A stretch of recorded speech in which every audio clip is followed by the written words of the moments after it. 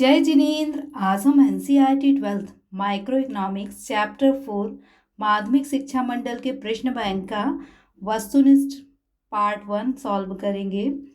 First question है, बाजार में एक व्यक्तिगत फर्म की पूर्ति अनुसूची कहलाती है। तो यह व्यक्तिगत पूर्ति अनुसूची कहलाती है। इसे आप कैसे याद रखेंगे कि आपको क्वेश्चन में दिया है एक व्यक्तिगत फर्म की पूर्ति अनुसूची, तो आपको क्वेश्चन में ही आंसर दिया है कि ये क्या है, व्यक्तिगत पूर्ति अनुसूची है। अब ये व्यक्तिगत पूर्ति अनुसूची क्या कहलाती है कि एक कोई फर्म है और वो विभिन्न कीमतों पर पूर्ति करने को तैयार है।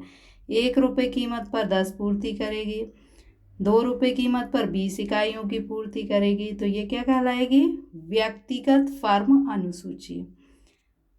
क्वेश्चन में से ही आप आंसर याद कर सकते हैं। फिर है, पूर्ति के नियम के अनुसार किसी वस्तु की पूर्ति की मात्रा और उसकी कीमत के बीच संबंध होता है, धनात्मक संबंध होता है। देखिए, 1 रुपये कीमत पर आप कितनी वस्तु बेच रहे हैं, 10। कीमत बढ़ जाएगी तो आप ज़्यादा बेचेंगे जिससे कि आपको ज़्यादा लाभ हो। तो जैसे जैसे कीमत बढ़ रही है वैसे वैसे पूर्ति भी बढ़ रही है, तो कैसा संबंध हुआ, धनात्मक। दोनों में एक ही दिशा में परिवर्तन हो रहा है, इसलिए धनात्मक संबंध होता है।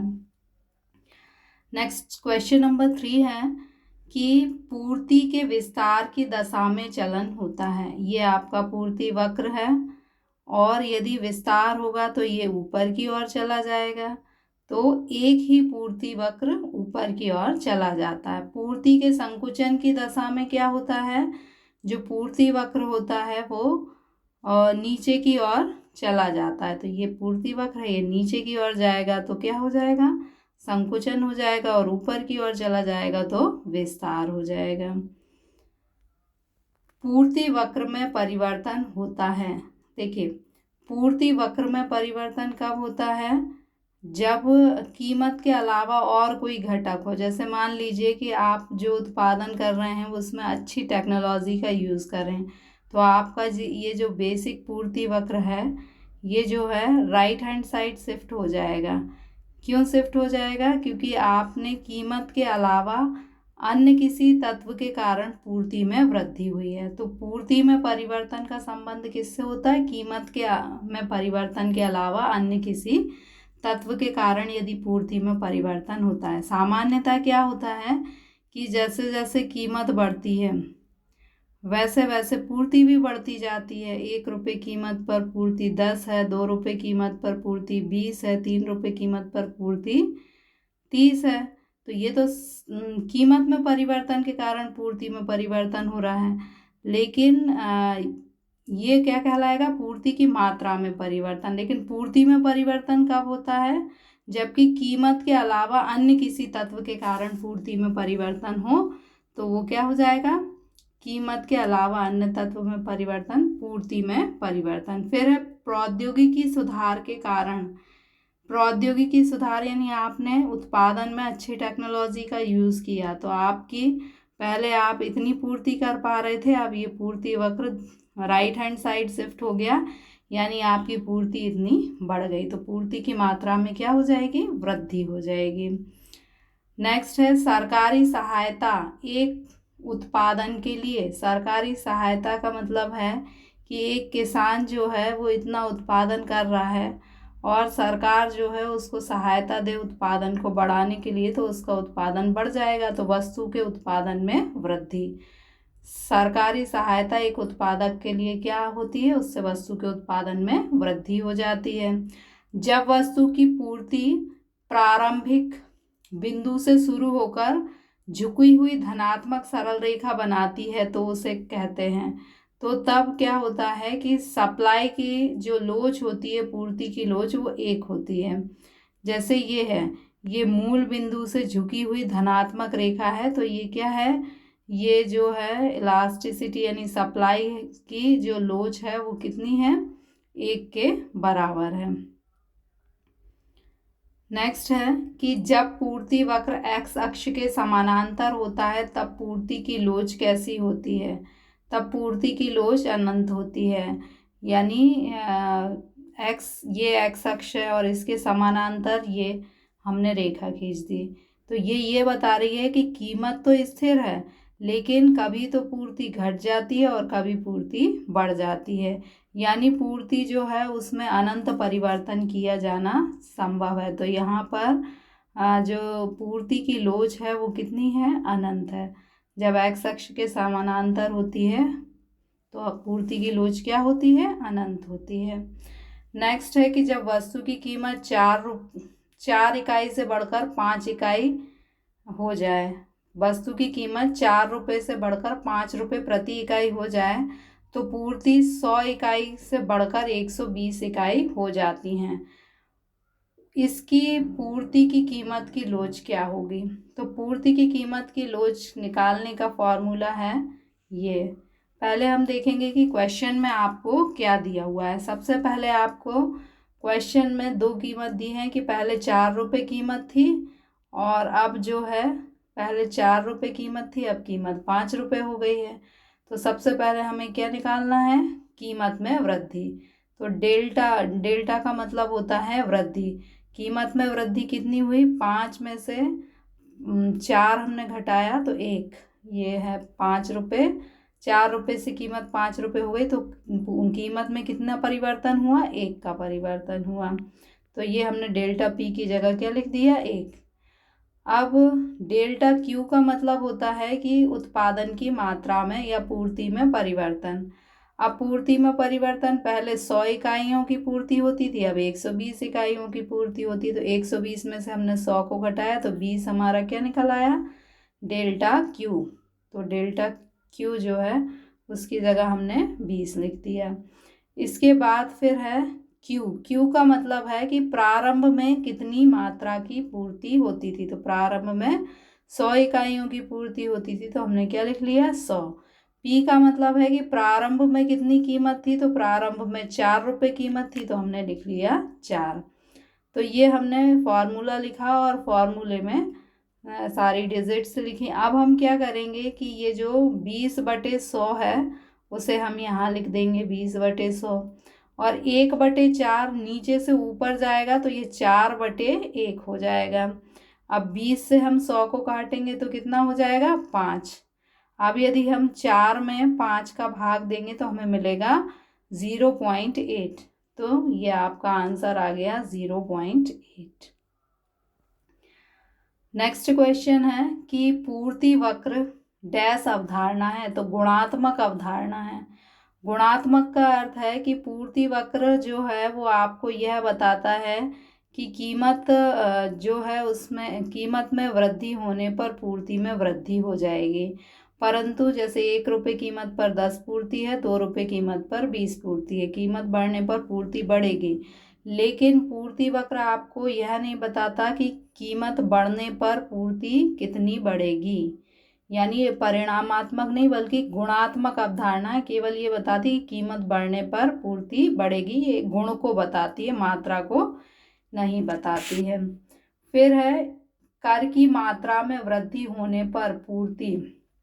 आप मान लीजिए किसी वस्तु का उत्पादन कर रहे हैं और सरकार ने उस पर जो है टैक्स बढ़ा दिया, तो अब क्या होगा कि आप उसका उत्पादन कम करेंगे क्योंकि टैक्स बढ़ने से आपका जो प्रॉफिट है वो कम हो जाएगा, इसलिए आप उत्पादन कम करेंगे। तो कर की मात्रा में वृद्धि होने पर पूर्ति कैसी हो जाती है? कम हो जाती है। अगला क्वेश्चन है कि सामान्य वस्तुओं के लिए पूर्ति वक्र कैसा होता है। सामान्य वस्तुओं के लिए पूर्ति वक्र जो होता है नीचे से ऊपर की ओर बढ़ते ढाल वाला होता है, या आप लिख सकते हैं कि धनात्मक होता है, धनात्मक ढाल वाला या बढ़ते हुए ढाल वाला। किसी वस्तु की पूर्ति को निर्धारित करने वाला प्रमुख घटक क्या है? तो किसी वस्तु की जो पूर्ति होती है वो सामान्यतः कीमत से निर्धारित होती है। 1 रुपये कीमत पर आप 10 पूर्ति कर रहे थे और 2 रुपये कीमत पर 20, यानी कीमत बढ़ती है तो आप पूर्ति बढ़ा देते हैं। तो मुख्य घटक क्या है? कीमत। पूर्ति वक्र का ढाल एक्स अक्ष के चरों का भाग लगाने पर आने वाला ये थोड़ा सा हम इसमें करेक्शन करेंगे कि पूर्ति वक्र का ढाल y अक्ष के चरों में परिवर्तन को x अक्ष के चरों में परिवर्तन से भाग देने पर आने वाला भाजनफल है। तो ये इसको आप थोड़ा सा समझ लीजिए कि यदि हमें पूर्ति वक्र का ढाल निकालना है तो हम कैसे निकालेंगे। इस वक्र का ढाल निकालने के लिए हम क्या करेंगे कि जैसे ये जो ढाल है पूर्ति वक्र का, यहाँ पर ये लिखा हुआ है 2, यानी ये y अक्ष है और ये x अक्ष है। यानी यहाँ पर y अक्ष पर चर का मान कितना है 2, और यानी कीमत कितनी है 2, कीमत में परिवर्तन कितना है 2, और x ये जो चीज़ है ये क्या है x को प्रदर्शित कर रही, तो x अक्ष में किसको बता रहे हैं हम, क्वांटिटी, तो क्वांटिटी में परिवर्तन कितना है 3।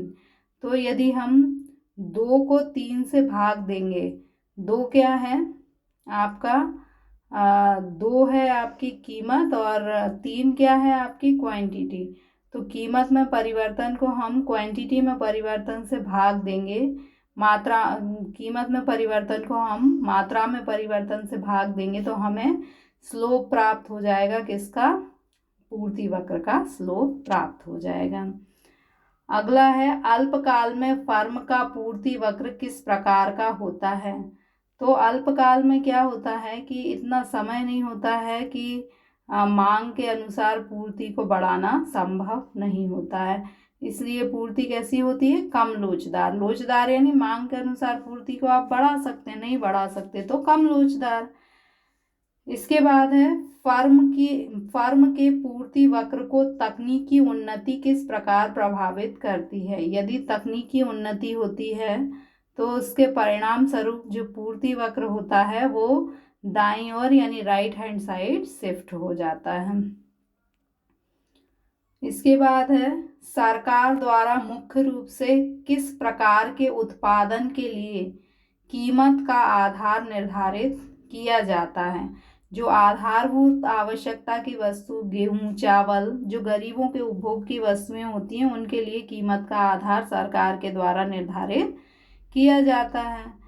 एक फर्म द्वारा की जाने वाली पूर्ति को क्या कहते हैं, पूर्ति सारणी। एक फर्म है ए और ये विभिन्न कीमतों पर अलग अलग पूर्ति करेगी, 1 रुपये कीमत पर 10 और 2 रुपये कीमत पर 20, तो इसे हम क्या कहेंगे, पूर्ति सारणी कहेंगे। इसके बाद है जिन घटकों के कारण किसी वस्तु की पूर्ति में परिवर्तन हो जाता है उन्हें क्या कहा जाता है। तो इन्हें पूर्ति में परिवर्तन को प्रभावित करने वाले घटक कहा जाता है। पूर्ति में परिवर्तन किसके कारण होता है, तकनीकी में सुधार, यातायात के साधनों में वृद्धि, आय में वृद्धि। जैसे यदि मान लीजिए तकनीक में सुधार हो जाता है तो पूर्ति क्या हो जाएगी, बढ़ जाएगी, यातायात के साधनों में वृद्धि होगी तो पूर्ति बढ़ जाएगी। तो ये आपको सारे नहीं लिखना, इतने घटक हैं, इनमें से कोई भी एक घटक आप लिख सकते हैं। ये सही जोड़ी है, इसको हम मैच करते हैं। पूर्ति के नियम का अपवाद है, तो पूर्ति के नियम का अपवाद क्या है, नाशवान वस्तु। क्यों है नाशवान वस्तु पूर्ति के नियम का अपवाद, जैसे कि फल होते हैं, सब्जियां होती हैं, तो ये क्या होती हैं कि अगर इनकी कीमत कम हो जाए तो इनकी पूर्ति को कम करना संभव नहीं होता। क्योंकि जैसे दूध है, अगर मान लीजिए कीमत कम हो जाए तो भी दूध क्या होगा, बेचने वाला दूध को बेचेगा ही, क्यों नहीं, यदि वो नहीं बेचेगा, सप्लाई नहीं करेगा तो दूध खराब हो जाएगा। तो पूर्ति के नियम का अपवाद क्या है, नाशवान वस्तु। क्योंकि पूर्ति का नियम तो क्या कहता है कि कीमत घटने पर पूर्ति घटना चाहिए, लेकिन कीमत घटने पर भी दूध की पूर्ति नहीं घट रही क्योंकि वह नाशवान वस्तु है, और नाशवान वस्तुओं की पूर्ति जो है वो पूर्ति के नियम का अपवाद होती है, उसकी पूर्ति को कम करना संभव नहीं होता है।